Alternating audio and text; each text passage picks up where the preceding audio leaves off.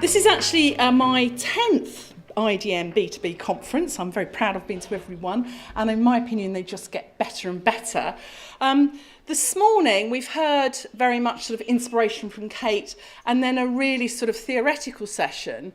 What I make no excuses for in this track is all about being practical. And we're talking about how to track your B2B prospects online journey. So the first question I have, which is extremely difficult for me because I'm blinded by this very bright light, is to actually ask here, who is not currently doing automated lead nurturing? Just a quick show of hands for those of you who are not doing it. Okay, about half the room, I think. This is geared for both those of you who are already doing it and those who are not. So hopefully everybody will take some good insights out from this session. Issues today, one of the things that I think is really important is to recognise a bit about customer experience, if you like, that our customers and prospects today know more about us than often we know about them. And as marketeers, that's quite scary. As salespeople, that's really worrying. So what do we do about it? And that's one of the things that hopefully this session is going to give you some tips on that. We also are in the fortunate position of having more tools and more data than ever before. But in my opinion, one of the problems we have as marketeers is that we are often measuring the wrong thing. Now, what I mean by that is that in a recent report by Marketing Sherpa on the analytics, they say that actually what marketers measure most commonly and routinely is actually engagement, not revenue. Now, we all know the reasons for that. We all know it's very difficult in B2B. We have long life cycles and all the rest of it. But we've got to move towards that in order to measure our ROI. The other, if you like, big myth out there is that actually the customer journey is linear. No, it's not. We know it's not. But it's actually all our process slides. It's much easier to show some nice arrows and flow diagrams that make it look like it's linear. And it's not a funnel either, and I'll come on and talk about what I mean by that. And then lastly, do I really believe in lead nurturing? Is it just another buzzword? We're great marketeers at using buzzword. Or is it genuinely a really effective method of increasing the return on our marketing investment? I actually think it is the latter, and the reason being is that because actually, it's all about understanding that customer journey and understanding when customers are ready to buy from us. The issue we have is that when they visit websites, as you know, around 95% of people aren't ready to buy. That's not what they're on the website for. They're researching their long lists. The problem we have is, are we effectively engaging them with the following steps for the 70% that go on and buy? The thing is, they may not buy from you. The assumption is they will. You don't own them. They decide where they go next. And this is where lead nurturing fits so well. So this is the typical lead nurturing process. This is a linear slide. If you like, this is sort of what I would call as being quite sort of old-fashioned in its approach. You segment your audience. You've got a centralised marketing hub. You hopefully integrate it with your telemarketing team, and then you carry out integrated campaigns. That's quite a push model. Where we are today is we've evolved, and those of you who've lucky enough to actually implement marketing automation systems are now trying to create bespoke customer journeys, a lead nurturing workflow which is genuinely based around your customers and prospects' behaviour, what they're doing with you. So from the starting point of actually understanding their response, what they're interested in, and then nurturing the prospects based on their behaviour with you and the score with you, and being able to build that relationship over time to build that relationship up. The key is being able to pass those leads to sales when your prospect or customer is ready to buy. Not, as we heard earlier, when they just want to complain. Now, somebody actually retweeted the fact that it's obvious you should integrate your CRM into your marketing automation, your lead nurturing.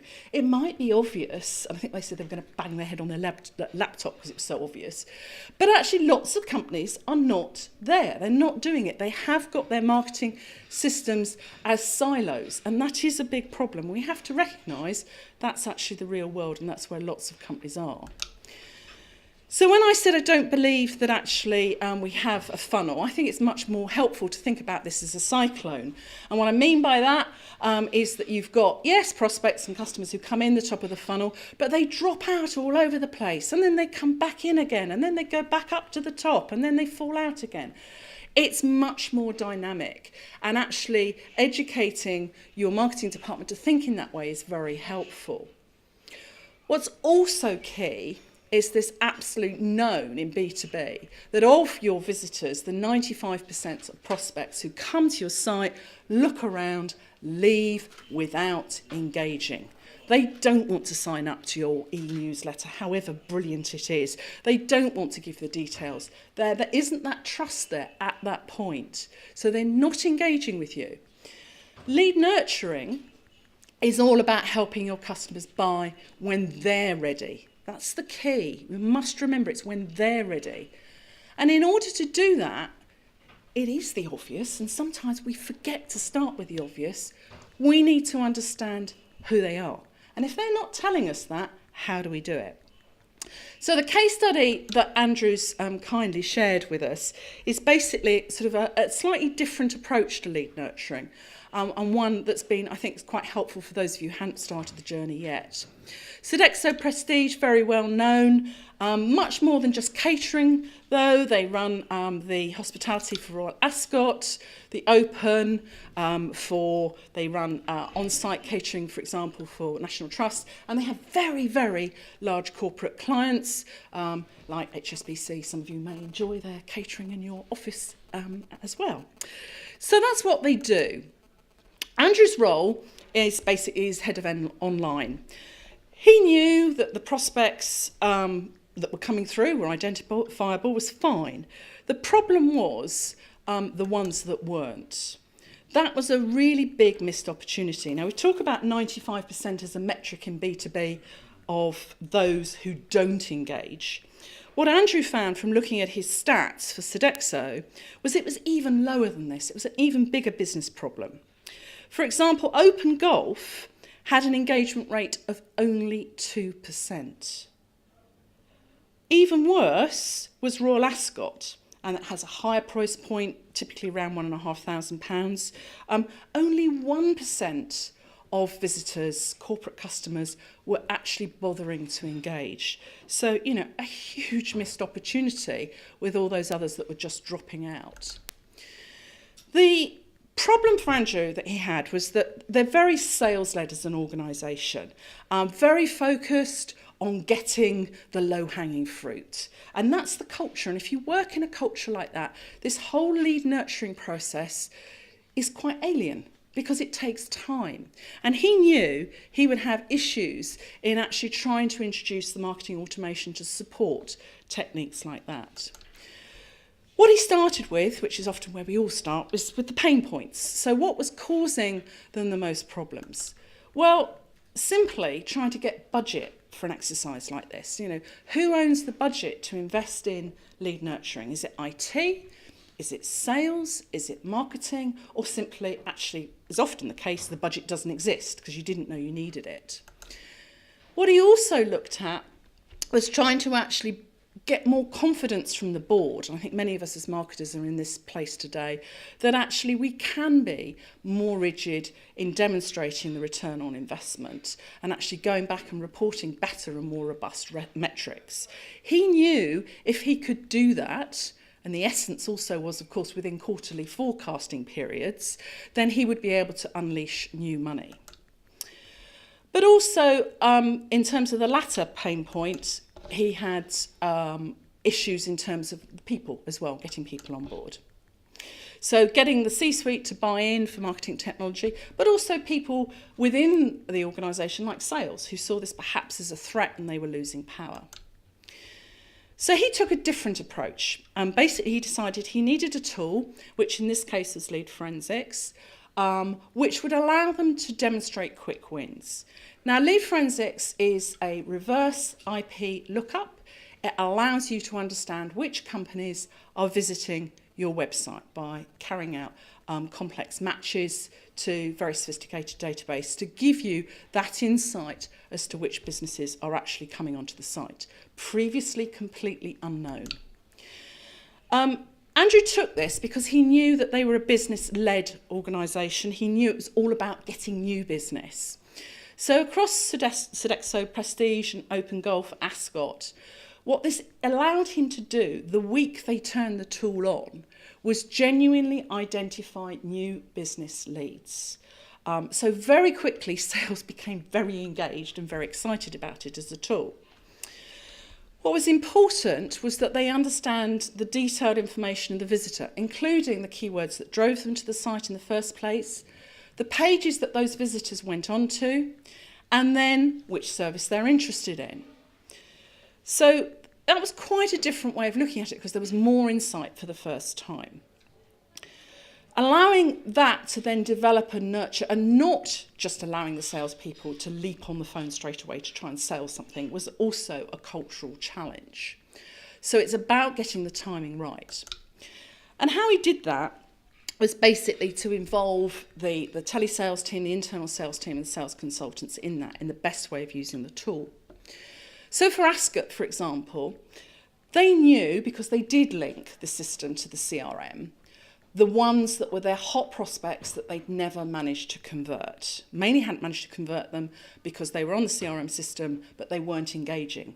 The fact that these hand raising that happened because they could see them on the website, it gave them an excuse for the call centre to ring them up and engage with them.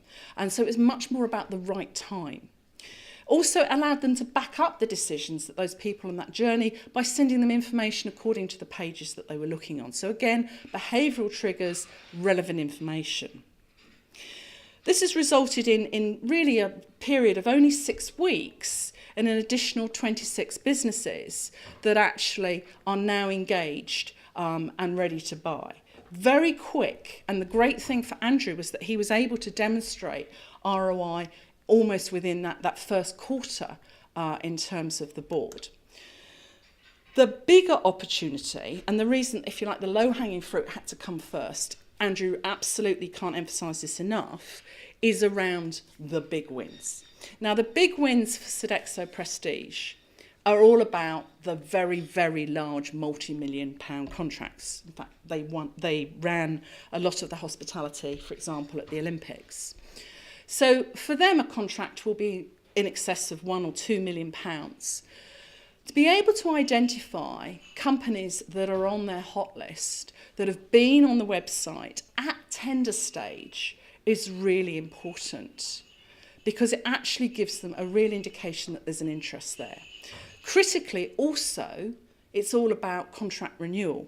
And for those of us in business to business, that's, again, absolutely key buying stage. But we might not realise what our existing customers are looking at and are interested in. And by understanding their behaviour on the website, that gave much better information to be able to correctly pitch the contract renewals. It also showed up, for example, customer service issues, because they did link that on their website. So again, they knew that their customers were perhaps unhappy about things and took steps to address it before it was too late. So this insight, the way they've dealt with it, actually allows them to change the behaviour, particularly from online into their offline sales team. So they're training their sales team to use the same language around the visitor journey to engage with their prospects. So really important that that feedback and that training has taken place. It's also given very important insights on an individual company level. This isn't overall web analytics where you know you're losing so many people at the point of your form filling. This tells you particular customer journeys, particularly for your key accounts and where you're losing them and where they're going. And when you've got £1 to £2 million accounts, they're the ones they wanted to make sure that their customer journey was as good as it could be. So those visitor patterns have provided a lot more insight than they were expecting. And as in fact, I think Andrew says in terms of the tool itself, being even more valuable than just the sales ready leads. So in terms of what next, one of the things I want to share with you is actually in terms of lead nurturing is that it takes time.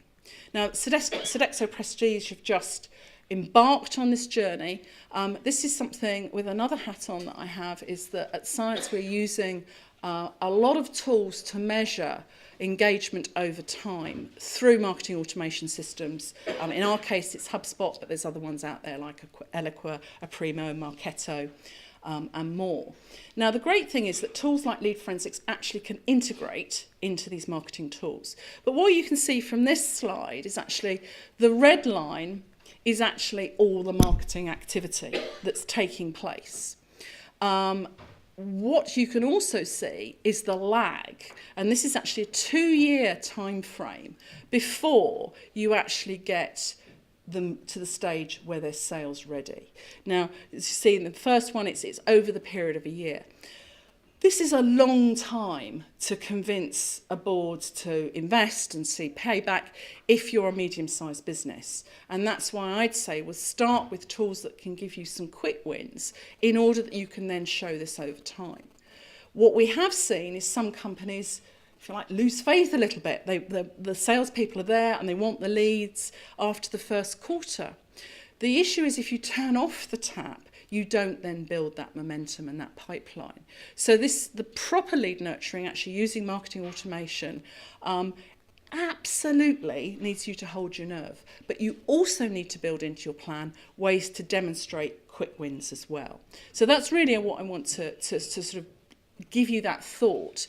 And if you're going into this process for the first time, take that slide away and absolutely use it when you build your business case, because it is all about consistency and persistence to maintain the results. So you've really got to have a longer term plan.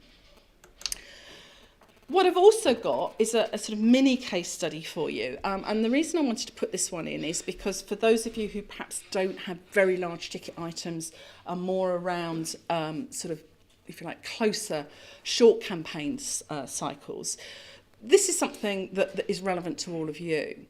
Specialist Media Show is an event that has a very easily identifiable market. It's aimed at basically niche publishers. So very easy to target. It runs an excellent conference and show, which happened a couple of weeks ago. The problem they have, it's completely crowded. Most of us operate in this market, very competitive to get the attention of their target audience. So out of their 20,000 website hits, they were only getting around 2% sign up. So if you want to all benchmark your own sign up, this is a good tip. We've given you a range. If you're doing better than 5%, then you're obviously doing something very well. So they were really concerned because they knew unless they engaged people, they actually couldn't convert them to become paying delegates. Their customer journey was spread over 12 weeks and intensive interest, just in the case of this conference, around the early bird and the discount before it expired. What they used again Lead Forensics to give them the opportunity to understand what I've termed the data breadcrumb trail. The trail that people leave when they go around your website looking at different things without using a cookie. And that, again, is the key. This is absolutely based just on IP lookup. What they found by better understanding those customer journeys was they actually were able to delay the call and position it as a customer service call rather than a sales call. I see you've been looking at this. What is this of interest to you? And doing it in a very soft way. As a result, they had a 19% increase in paid delegates. The lovely thing is, and I quite like this quote, the telemarketing, it was an outsourced telemarketing company who, again, they involved and they briefed really well, said, we just love this. This is like shooting fish in a barrel. We've never had such good quality leads. Now, telemarketing is expensive. And if you can make sure they're phoning the people who are engaged and interested, your ROI is going to be significantly better. So I like that one because it's applying just to sort of, if you like, just a campaign rather than sort of looking at the long term. So again, it can be very powerful in circumstances like that as well. So in terms of tips for success, one of the things I think is very important is to understand where you are today. So if you don't know in terms of your benchmarking how many visitors you're losing without engaging, start there. Start with your SMART objectives, make them specific, measurable, actionable, realistic and timely. If you know that, then you can demonstrate your improvement. Do focus on revenue quick wins, because that way you'll get the ear of the board. I mean, one of the lovely things I do is I sit as a non-exec on about 4 different company boards, and this will always get the attention of the chief exec if you can demonstrate that there's something here that is a quick win. And then you build the confidence for the longer term and investment in more complex systems. Like all good data and digital marketers, you absolutely have to test and measure this. Is it working? What's working? What can we change? The one that's forgotten is training staff. I can't emphasise how important enough it is to get them to come on this journey with you around lead nurturing. It's not just marketing automation, press a button and go. That way lays disaster, because actually all you'll do is lots of very bad marketing. Do copy the best. There are some companies out there doing this really well, and I'm going to embarrass Lawrence sitting at the back of the room. In my opinion, RBI have gone on this journey around lead nurturing, and they're doing it brilliantly. IT companies are doing it well, telco, utilities, some agencies. So, find out who is doing it well and copy. In terms of just sort of leaving you with a few final thoughts, there's more information about this out there, and one of the best ones I've come across recently, and in fact they're sponsoring the drinks tonight, is Marketo have got the definitive guide to lead nurturing. And if you're going on this journey, I would urge you all to read it. It's extremely clear, and it also gives you a template for actually building the ROI business case. It's really, really good. There's some more basically case studies that can be downloaded also from Lead Forensics, and in terms of more detail around the case study I mentioned and these slides as well. So there's a lot to cover in half an hour. I hope I've given you some practical tips, and thank you very much. I can take a few questions. Thank you.